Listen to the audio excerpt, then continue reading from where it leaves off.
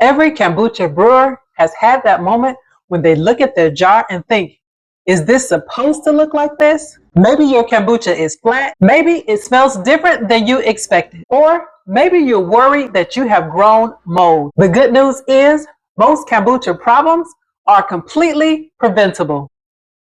Today, I'm walking you through 7 common kombucha mistakes, how to recognize them, and what to do next. Let's get started.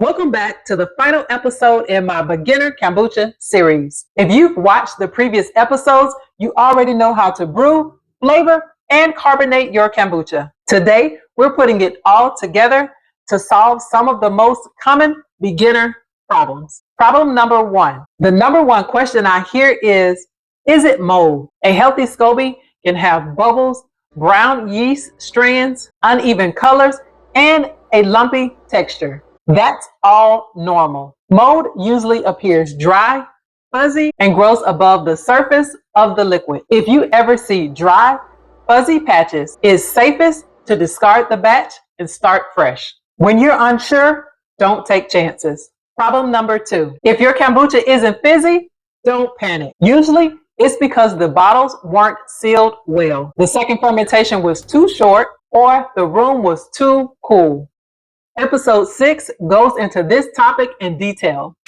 So, if carbonation is your biggest challenge, be sure to watch that next. Problem number 3. On the other hand, too much carbonation can make opening a bottle exciting. Fruit sugars continue feeding the yeast during second fermentation. Opening the bottles slowly over the sink and refrigerating them once they reach your preferred level of carbonation can help manage the pressure. Problem number 4. If your kombucha tastes more like vinegar than tea, it's probably fermented longer than you prefer. The good news is it's still useful. You can use very sour kombucha as starter tea for your next batch or even homemade salad dressings. Problem number 5. If your kombucha isn't changing much after several days, check the basics.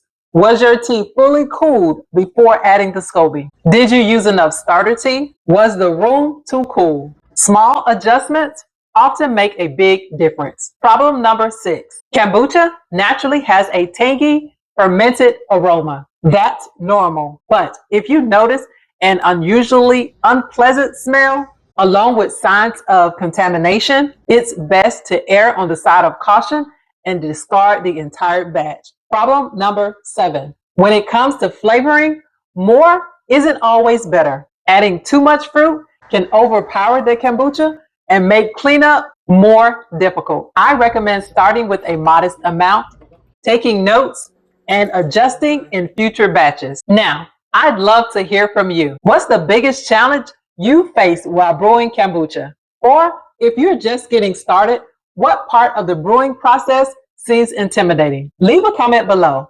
I read every one of them, and your question may inspire a future video. If this Beginner Kombucha Series has helped you feel more confident in brewing at home, I'd really appreciate it if you give this video a thumbs up and subscribe. Be sure you watch the entire Beginner Kombucha Series from episodes 1 through 7 if you haven't already. Each episode builds on the last to help you become a more confident brewer. And this isn't the end. Now, we're diving into more brewing techniques, seasonal flavor recipes, and fun kombucha experiments. So make sure you subscribe and turn on all notifications so you don't miss what's coming next. Thanks so much for joining me on this beginner journey, and I'll see you in the next brew.